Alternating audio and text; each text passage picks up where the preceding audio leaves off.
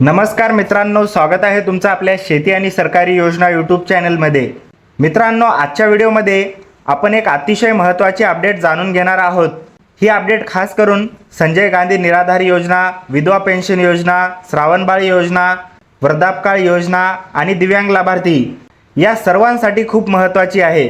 म्हणून व्हिडिओ शेवटपर्यंत नक्की पहा, जेणेकरून तुम्हाला संपूर्ण माहिती मिळेल।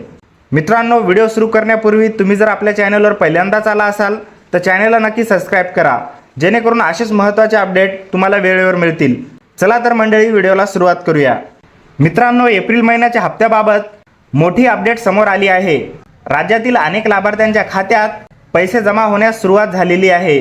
अनेक लोकांनी सांगितले आहे की त्यांच्या खात्यात पैसे आले आहेत। काहींनी स्क्रीनशॉट देखील शेअर केले आहेत आणि फोनवरून देखील माहिती मिळत आहे। यावरून स्पष्ट होतंय की एप्रिल महिन्याचा हप्ता वितरण सुरू झालेला आहे।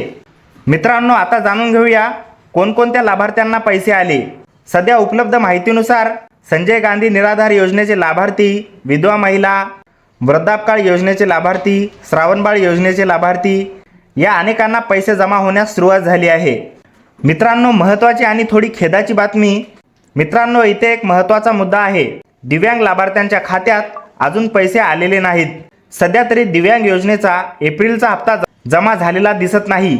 म्हणजेच इतर योजनांचे पैसे सुरू झाले आहेत, पण दिव्यांग लाभार्थ्यांना अजून वाट पाहावी लागणार आहे। मित्रांनो, आता जाणून घेऊया तुम्ही काय करायला हवे। तुमच्या बँक खात्यात पैसे आलेत का ते लगेच चेक करा। Mobile banking, ATM, bank passbook वापरा आणि खाली कमेंटमध्ये नक्की सांगा तुमचा जिल्हा, तुमचा तालुका आणि पैसे आलेत का नाही। यामुळे इतर लाभार्थ्यांना ही माहिती मिळेल।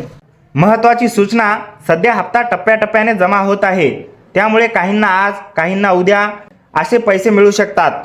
मित्रांनो, अशा सरकारी योजना आणि शेती संबंधित अपडेटसाठी आपल्या शेती आणि सरकारी योजना यूट्यूब चॅनलला नक्की सबस्क्राइब करा। व्हिडिओ आवडला असेल तर लाईक करा आणि ही माहिती इतरांपर्यंत नक्की शेअर करा। धन्यवाद मित्रांनो। जय हिंद, जय महाराष्ट्र।